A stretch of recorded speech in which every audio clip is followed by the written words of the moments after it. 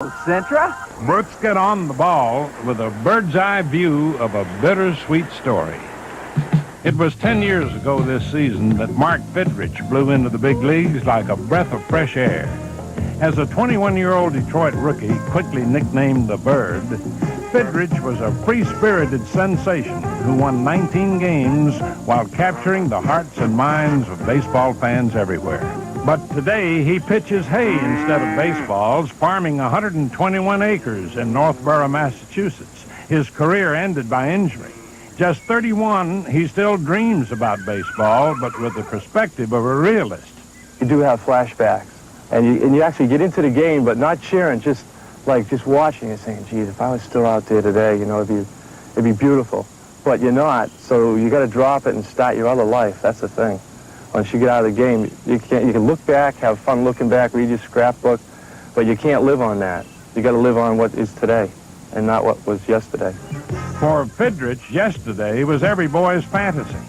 Immediate stardom that came about in part because of some quirky and colorful habits on the mound. I was doing that was because the other pitcher would make a big hole right in front of the mound, and then after he stepped off, down in front too. So you fill it in because you want to make your own hole. You don't want to get into his groove. That's what my dad always taught me. A lot of the writers wrote things that really, like I was talking to the ball. I wasn't talking about, I was talking to myself, but yet the ball might have just been in my hand at the time. And like if I let a pitch go off here, I wanted it here, I just tell myself, so next time, you'd put it right there. And that's just the way I could control myself. It's like a batter, you know. He'll take the thing and go, okay, I swung down there, I should have swung more like that. So then he swings like that because you're training your brain. That's what it is, because you want your body to function something different. The Bird's body functioned like nobody else's, all arms and legs in perpetual motion. He played the game with unbridled enthusiasm and displayed a pure innocence that made him an instant fan favorite. If you were a band or something, you could start playing again, but all the other guys are saying, hey, I'm tired, we're not going to go out and play another couple innings, you know, just joking. And like I used to say, come on, guys, you guys come out with me, because this is hard for me to do. But the people, I really don't know how or why they actually, you know, like me. Maybe because we had feedback, we had vibrations, like, you know, after the game, you know, hey, how you doing? And then, you know, give autographs all the time.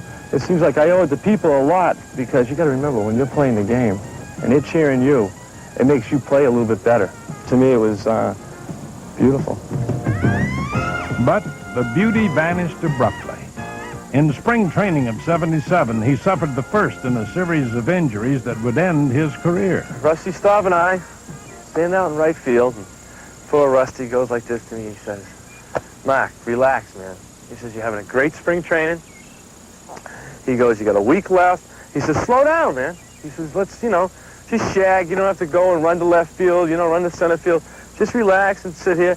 And all of a sudden, no sooner did he finish his speech to me, ball gets hit out to me, right? Well, hit out to him because he's playing right field. And I'm going like this, hey, Rusty, you want it?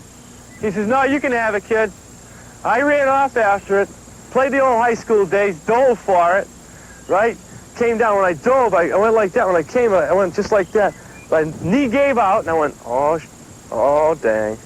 I looked around, there's Ralph talking to someone. I go, phew. Look for the trainer. He's over there playing with another ball player, right? I'm going, good. I get up to Rusty and get the side of Rusty. We're going, because I caught that one pretty good, huh? High school days. He goes, forget that, Mark. What'd you do to your knee? And I went, I don't know, Rusty. It's going inside. He goes, he hits me right in the back of the head and goes, what did I just tell you? No more than a minute ago.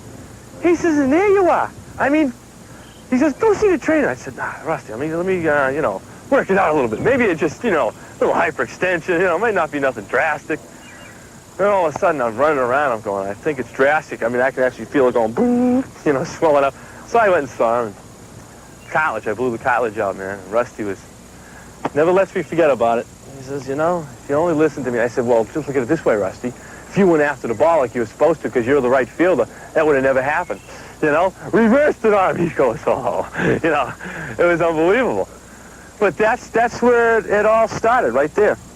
Because they said when I was throwing and when I land the leg, I was landing it like this instead of straight on. So when I landed it like this, I opened up like that, you know, and I did it, it was unnatural. I mean, I felt comfortable. I didn't know it. And we pulled some films from here to nowadays, and you could see it. The minute I came around, instead of coming straight like that, I'd go boom, and I'd open up, and it just took all the stress on here. And so, I mean, it only lasted so long, and then finally that's when the arm just went. And then finally, we just all looked at each other and said, hey, I think my arm's hurt. I'm not sure. But, I mean, I can't do nothing with it anymore.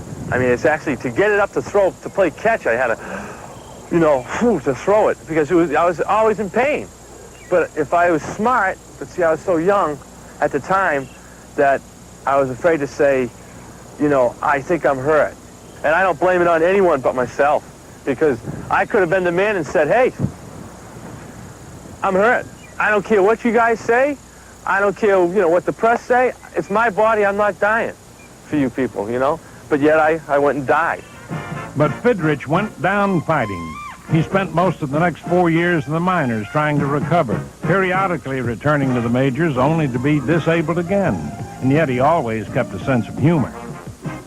Sitting on the bench, and I'm just watching everyone.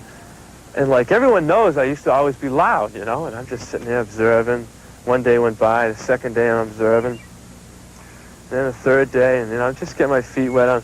I had a pitch like 2 days from now, and all of a sudden, I just, hey, come on, man, and Brian Deadman just looks down. Hey, it's about time he started talking. We always heard about you like that. Everyone on the bench started laughing. I'm going, hey, he said, whoa, Jesus, he does talk. And then a week goes by, right? I'm still going, all of a sudden, Brian Deadman, Jesus, you haven't shut up yet since the other day. And it's just everyone cracked up again. I was going, oh, wow. He spent 2 more years in Boston's minor league system, still trying to come back. But finally, in June of '83, the Bird faced harsh reality. I know the writing's on the wall, man. I can look at myself in the mirror and say, you don't have it right now. So I get down there. He's sitting in the chair, and I'm just standing there. He goes, Mark, I don't know how to do this. I said, you don't have to do nothing. I said, I know I'm gone.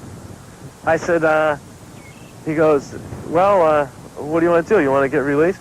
I said, no, I want to retire. I got released from the Tigers. I'm going to retire this time. It's a different word. And he said, boy, you're taking it. I said, hey, I've seen it coming, I mean, I'm not stupid. I've been hurt for the last 6 years. I'm lucky I hung on this long.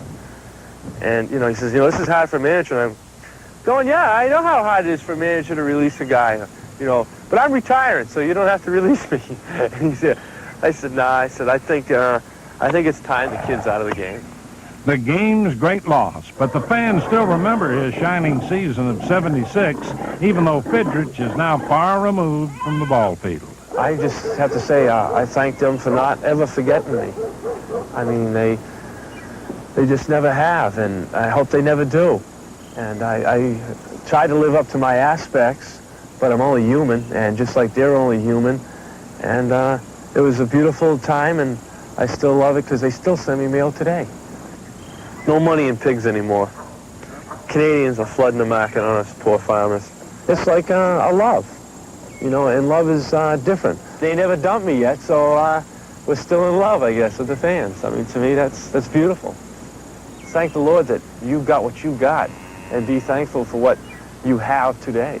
Not, what it should have been like, or if you could control it, you would have done this or done that, then it wouldn't be life. If you could control your life, it wouldn't be life. Life has got to be mystery. That's what, life is all about. Mark Fidrych, a rare bird whose spirit still sparkles. Now let's move on to the answer of